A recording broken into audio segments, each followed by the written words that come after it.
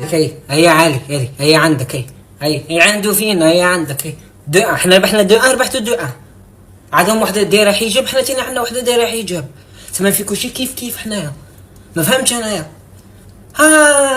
مغاربه حسمو شويه، حسمو بعين ندوها حنايا. هاو نتوما لاصقين فينا دروك في لافينا نتلاقوكم.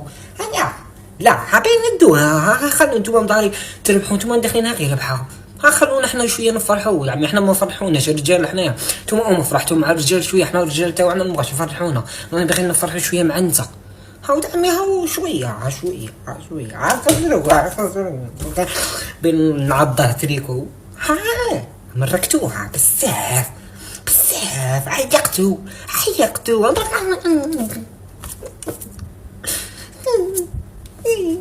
والو. مبروك عليكم، مبروك. صافي غدوها وقينونا صافي. ويلي على بيت اخوتي، ويلي على بيت ناري. المنتخب الوطني ضرب سود افريقيا الاخوان ب1-0. بيت عالمي الاخوان، بيت عالمي. سيروا تفرجوا في الماتش، لاعبين في الرباط ولكن سيروا تفرجوا في ماتش زوين. المنتخب رابحه. الا ربحنا هذا الماتش الاخوان، راه كانوا ربحونا الخطره اللي فاتت. الا ربحنا هذا الماتش غنتاهلوا لكاس العالم الاخوان. تحياتي لكم. 1.5 مليون مبروك فوز المنتخب المغربي للسيدات على منتخب جنوب افريقيا بهدفين مقابل هدف. المنتخب المغربي للسيدات حقق هدفين من هذا الفوز. الهدف الاولاني انه هو تأهل إلى نصف نهائي هذه البطولة اللي بتنظم في المملكة المغربية، طبعا زي ما احنا عارفين بعد تأهله طبعا من المجموعات وفوزه على منتخب الجزائر، المباريات اللي احنا شفناها في الدور الأول يعني. والهدف الثاني إنه المنتخب المغربي كده ضمن التأهل إلى مونديال السيدات، فبالتوفيق للمنتخب المغربي في كل ما هو قادم.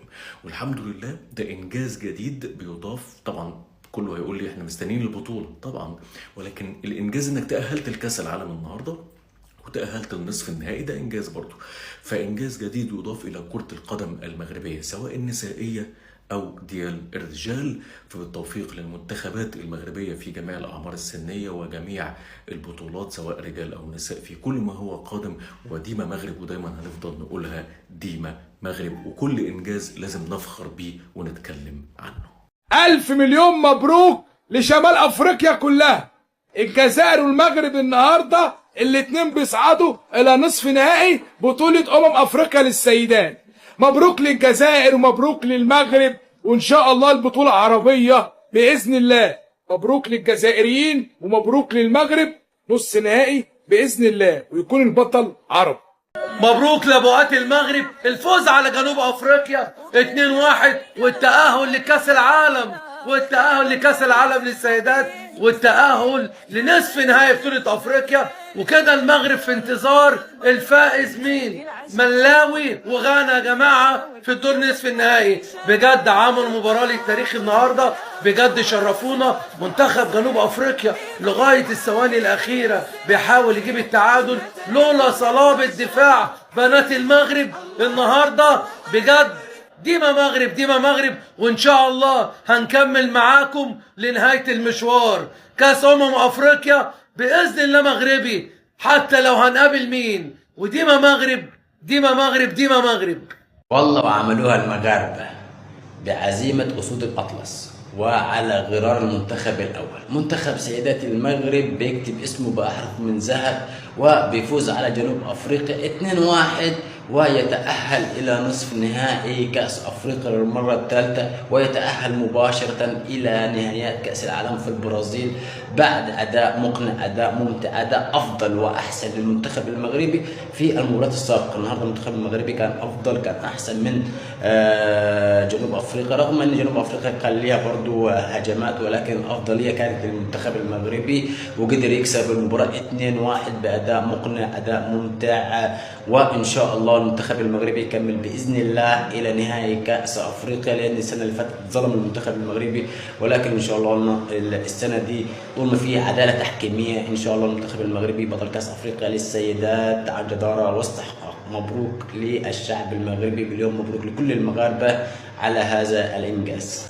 مليون مبروك لسيدات المغرب، مليون مبروك لمنتخب المغرب التأهل والعبور لدور نصف نهائي بطولة كأس أفريقيا لكرة القدم السيدات، مليون مبروك طرد وإقصاء منتخب جنوب أفريقيا خارج البطولة. ما أحلى الانتصار، ما أحلى مباراة الثأر من منتخب جنوب أفريقيا، الفوز والجدارة والاستحقاق والتأهل إلى دور نصف النهائي واستمرار مشوار منتخب المغرب في البطولة إلى دور نصف النهائي، والأكبر من ذلك أيضا التأهل إلى كأس العالم للمرة الثانية على التوالي، إنجاز فريد من نوعه بيحققه المغرب مرة ثانية. كان أول المنتخبات العربية تأهلا عن طريق التصفيات إلى كأس العالم 2023 في استراليا ونيوزيلندا، بل أنه أول المنتخبات العربية تأهلا إلى الدور الثاني دور ال 16 ثمن النهائي في بطولة كأس العالم 2023، وبالتالي بيحقق الإنجاز مرة ثانية على التوالي.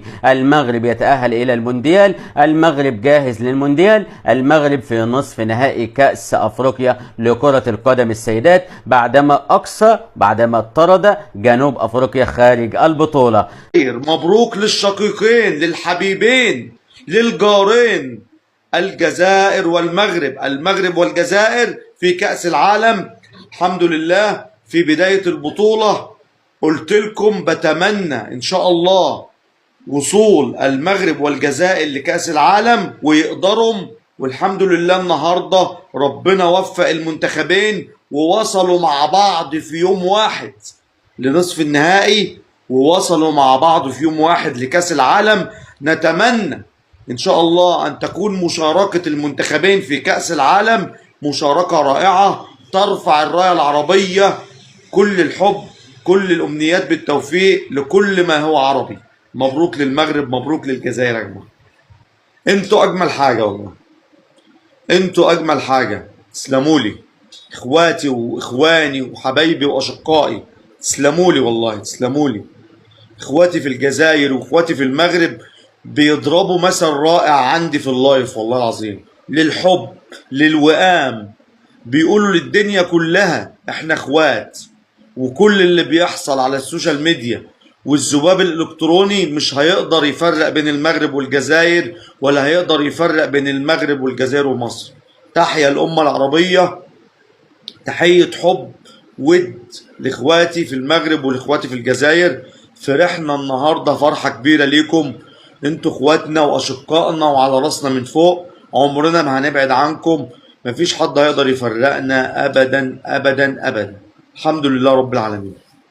شباب اتمنى من الناس اللي لسه ما عملناش متابعة، اللي لسه بيفكر يا جماعة، اللي لسه بيفكر وما عملناش متابعة، 2-1 للمغرب، مبروك للمغرب. المغرب فازت 2-1 على جنوب افريقيا، والجزائر فازت 2-1 على الكوت ديفوار. حتى في النتيجة متشابهين، حتى في الفرحة حبيبين.